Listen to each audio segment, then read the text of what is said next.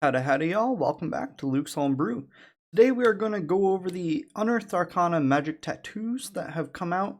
I think it was like a month ago, but I wanted to present it and give my opinion because I've tried creating my own homebrew stuff, but I was interested as soon as I saw this. So I figured I'd share my own opinions and hopefully we all learn something today and or maybe make some modifications of our own, or if it's freaking perfect, I hope it's in a book. But anyways, let's get into the video. As a reminder, I tend to stream on Twitch at Luke's Homebrew. Normally like Mondays and Wednesdays at 8:30, but I generally pop in on any other day just to play some video games. But if you want to hang out, ask any D&D questions, or just chill out, talk about whatever, I'm more than happy to. Like to see you there. Thank you very much. Let's get back into the video. Alright, so magic tattoos. Blending magic and artistry with the ink and needles, magic tattoos imbue their bearers with wondrous effects and abilities. Magic tattoos are initially bound to magic needles, which transfer their magic to a creature. Interesting. Designs of a magic tattoos vary greatly in appearance, blah blah blah blah blah. Once described person's skin, damage or injury doesn't impair the tattoo's function. Interesting, so if like your character gets burned or something in that area, even if the tattoo is defaced. Very cool. The rarer the magic tattoo is, the more space the rarer the magic tattoo is, the more space it takes, obviously. Magic tattoo coverage table, and then it's got the table there. So common item or common ones up to 6 inches. Uncommon is half a limb or the scalp. 1 limb for rare, 2 limbs or chest and upper back for very rare, 2 limbs and the torso for legendary. I like that. I think that's a fair coverage part. That way, like, you can't cover your whole body in itty bitty little common ones, or like things that would have legendary effects, but like have them cover your whole body. That way, like, you're OP as hell. But variant body and modification. These items needn't be limited to just tattoos. They can instead be piercings, birthmarks, such as that. Alright, noted. Alright, let's get into the tattoo descriptions and the actual tattoos in here, because that is the meat and potatoes of the video. Alright, absorbing tattoo, wondrous item, tattoo, very rare. So that's going to be 2 limbs, chest, or upper back. Tattoo incorporates designs that emphasize one color more than others. While the tattoo is on your skin, you have resistance to a type of damage associated with that color. Interesting, I like that. So we got a whole bunch of different colors, and then it's associated damage type. I won't read off the chart, you can see it. Then you can roll a d10 if you are indecisive like me. And then damage absorption. When you take damage of the chosen type, you can use your reaction to gain immunity against that instance of damage. You regain a number of hit points equal to half that damage you would have taken. Reaction used can't be used until next on. Interesting. I like that ability. It's not broken or anything. I really like that it was added on. These are like magic items that you don't have to attune to. Oh, no, never mind. Requires attunement. Now, that is an interesting factor, that it does require attunement, because that means that if you get the tattoo, I don't know if you can unattune from your tattoo. I would probably rule that you can, but I could definitely see a few DMs maybe saying, you got the tattoo, that was your choice, sucks to suck. And then proceed to throw like legendary magic item at the party that they would definitely want to use, but they already got 3 tattoos. But I would probably rule that you can unattune from your tattoo, keep it on you, but then reattune to it at any point. Just like it's an extension pretty much of your bag of holding, except it's your body. Tattoo attunement. Oh, there. Let's just read ahead, Luke. You attune to this item. You hold a needle to your skin where you want the tattoo to appear, pressing the needle where there throughout the attunement process. When the attunement is complete, needle turns into the ink, becomes tattoo, which appears on the skin. If you have multiple magic tattoos, they count as single magic items with regards to the number of magic items you can attune to. If your attunement ends, the tattoo vanishes. Needle reappears in the closest occupied space. Interesting. So, I believe based on that, so you pretty much just collect different needles, and the needle is what the actual tattoo is. So if you want to tune from it, you lose the tattoo, which would be interesting from like a roleplay, like intrigue perspective. I like that. I think that's a fair way to do it. and then you just re-tattoo yourself to regain the attunement. I like it. Barrier Tattoo depicts protective imagery and uses the ink resembles liquid metal. While you aren't wearing armor, grants you armor class depending on the rarity. So uncommon is 12 plus dex, 15 plus dex. I like that. I'm a big fan of that because like, how many times do you think you have like played as a fighter? You want it like imagery wise, you want them to just be straight chilling in like street clothes. But you want that high armor class, that way you don't get fucked. I can't tell you how many times I've had players that like want the 18 from the plate armor, but just don't want to actually wear plate armor because it gives them disadvantage on stealth, and overall it's a net loss. So actually, I really like this. Let's just read through this real quick to make sure it's the same as every other one. That way we can just skip it. Tattoo appear, press the needle. And yeah, so it's the same. We'll just skip that for the next time. Coiling Grasp Tattoo. This one's uncommon. That last one varied. Uncommon to very rare. This tattoo is long intertwining designs. While the tattoo is on your skin, you can, as an action, cause tattoo to extrude inky tendrils, which reach for a creature you can see within 15 feet. Creature must make a DC 14 strength save. That's interesting that is a set DC. Or take 3d6 force damage and be grappled by you. That's very good. As an action, the creature can escape by making DC 14 strength athletics or acrobatics check. The grapple also ends if you halt it, no action required. Excuse me. If the creature is ever more than 15 feet away from you, or if you use tattoo on a different creature. Alright, I like it. I think that would be awesome for just a lower level party member, like maybe the wizard, to be able to just like, if they're stuck in some stupid one-on-one thing and they're out of spell slots and like they just need to be able to get the fuck out of dodge, I think this is an excellent tattoo for them. Eldritch Claw Tattoo, Warlock maybe, depicts claw-like forms of jagged shapes. While tattoos on your skin, unarmed strikes are considered magical for the purpose of overcoming immunity and resistance to non-magical attacks. Alright. You gain +1 bonus to attack and damage rolls for unarmed strikes. Never mind, it's for Monk. Eldritch Maul. As a bonus action, you can power tattoo for 1 minute for duration. Each of your melee weapon attacks can reach a target up to 30 feet away from you as tendrils of ink launch from your weapon or unarmed strike. Oh no, it's from weapon or unarmed strike. Interesting. But this specifies unarmed. Interesting. In addition, your melee attacks deal an extra 1d6 force damage. Use this bonus action, can't be used until the next dawn. Okay? Same tattoo attunement. I like that. I think they should specify that this is just unarmed, because this stays unarmed, or make it both. Doesn't really matter to me, but I don't like that it's not the same for both abilities. I think it should be exclusive. But that's just my opinion. Blood Fury Tattoo. This looks cool, and it's legendary. Tattoo evokes fury in its forms and colors.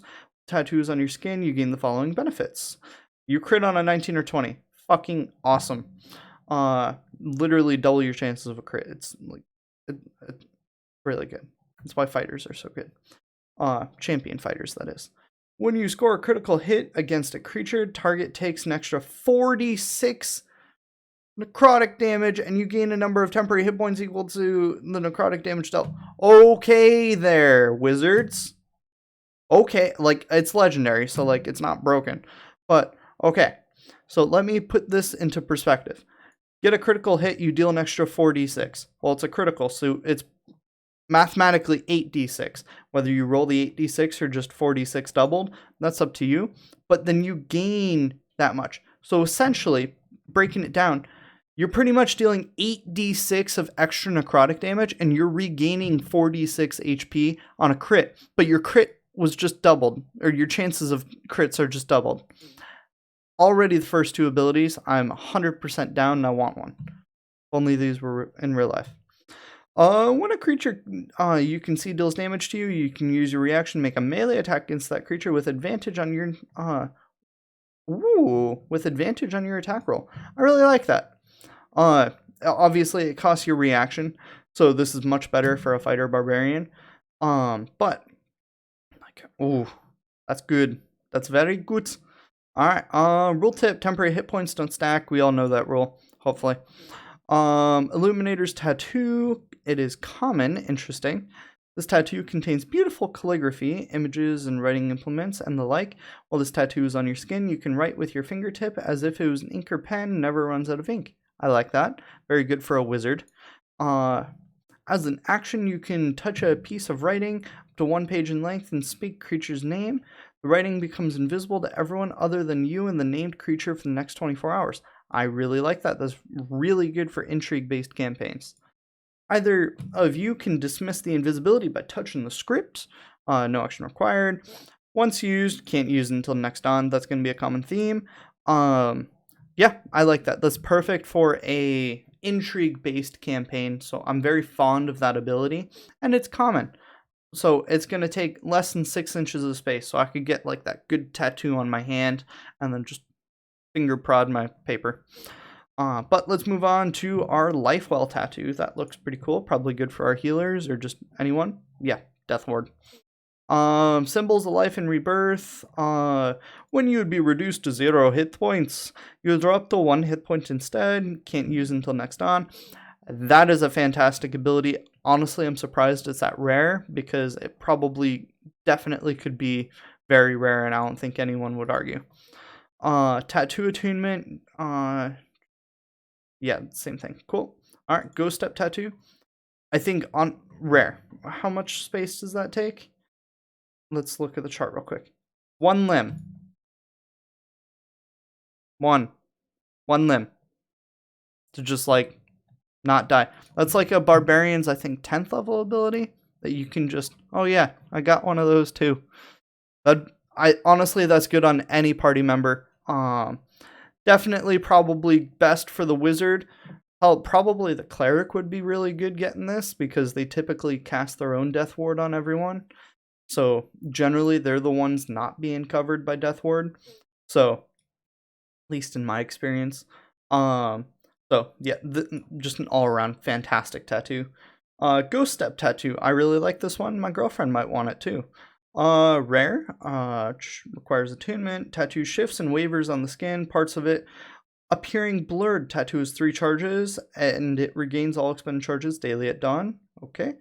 As a bonus action, while the tattoo is on your skin, you can expend 1 of the tattoo's charges, become incorporeal until the end of your next turn.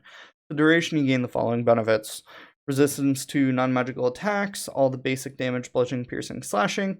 Can't be grappled or restrained. That's really good. You can move through creatures because you're incorporeal. And all the incorporeal rules where like you take a d10 force damage per 5 feet that you're forced to travel if you end in a block of stone. That is really, really good. I'm a fan of that. And my revived rogue definitely is going to want this. Hopefully she doesn't get this far in the video. Otherwise I will have to answer her, and yes. Moving on. Masquerade tattoo. It is common. Tattoo appears on your skin as whatever you desire. Okay, cool. As a bonus action, you can shape tattoo into any color or pattern and move it to any area of your skin. Whatever form it takes, it is obviously a tattoo and can range in size from no smaller than a copper piece to an intricate work of art that covers all of your skin. Disguise Self as an action, you can use Disguise Self spell. How is this common? This should definitely be uncommon, in my opinion. But it's super cool. The first ability is just neat. That's pure roleplay. Might be able to get you a few gold pieces at the early beginning of the campaign. You might be able to manipulate it for like intrigue-based campaigns. But that Disguise Self, that's where the money is right there. I like it. Probably, I think it could justify being uncommon. But it's a tattoo. It requires attunement, so that's probably why it's common. But let's move on. Spell Rot tattoo. And we got 2 tattoos left until the end of the video. I hope you are enjoying this as we go through. Spell Rot tattoo, rarity varies, contains a single spell of up to 5th level. Ooh. I hear some warlocks in the chat just going fucking wild right now. To use this tattoo, you must hold a needle against your skin where you want the tattoo to appear and speak a command word. Needle turns into ink that becomes the tattoo, which appears on your skin. Once the tattoo is on your skin, you can cast its spell requiring no material components. The tattoo glows faintly while you cast the spell for the spell's duration. Good. So it's not pulling a Matthew Mercer, not Graviturgist, Thaumaturgy wizard where you can just cast Lehman's Tiny Hut as an action. That's good. Love you, Mercer. Once spell ends, the tattoo vanishes from your skin, levels spell, and the tattoo determines spell's saving throw DC, attack bonus, etc. So cantrip, all that fun stuff, and then you got the chart right in front of you, so I'm not going to read it off to you. But just for 5th level, we got +5 to hit, 17 DC, or spellcast and ability modifiers +5. Save DC is 17, attack bonus is +9. And then finally the Shadowfell brand tattoo. That's interesting. Very rare. Requires attunement. Tattoo is dark in color and abstract. While it's on your skin, you have advantage on stealth checks. Very cool, but that's like uncommon magic item ability. When you take damage, you can use your reaction to become a shadowy and insubstantial for the moment, reducing damage you take by half. Once you use this action, you can't be used until next on. Pretty much just a bad uncanny dodge, but it's useful. Tattoo attunement. I don't agree with this one being very rare. I think this one should be rare because advantage on stealth checks. I mean, really? How many Cloaks of Elvenkind are out there in the D&D world? So many. So that's pretty much a gimme ability. I mean, it's good if you're gonna give it to your fighter that's wearing plate mail. Shadowy defense is good, but you only get to use it once per dawn, and like that's good, but like it's not very rare good. Just my opinion. Now I'm curious because it doesn't seem like they wrote in time that time required to make all this stuff. So I'm gonna guess, since it doesn't say it in here, and it says rules for magic items are in the DMG, you're gonna have to still follow. I don't have it pulled up right now, but essentially there's a chart in the DMG and then Xanathar's Guide to Everything that explains how long it takes to actually create one of these. And how I would rule it is, say you wanted to make a legendary tattoo. Well, that takes 500,000 gold pieces and half a year's worth of time. So in order to do that, I just know that off memory, I think. Should be something close to that. But in order to create the actual pin, no. You know what I mean. The little sticker that goes in your body to actually give you the tattoo. In order to create that, because that's what all the tattoos turn into after you unattune from them, I think the enchanting part of all this, how much time it takes, is dependent on what kind of pen you are trying to use. And then from there, you can, I would say, over the course of a short rest, give yourself back the tattoo as if you were attuning to it. But to actually create the pen would require the normal magic item creation times. I'm a really big fan of this.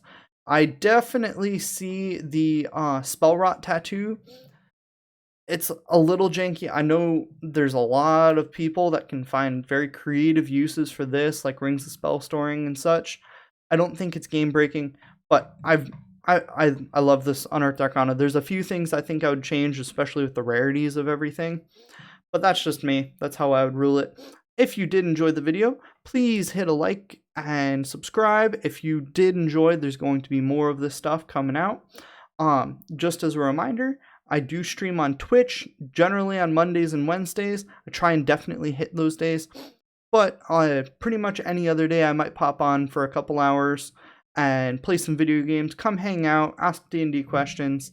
But thank you very much for your time. I really appreciate it, and I'll catch you next time. Bye.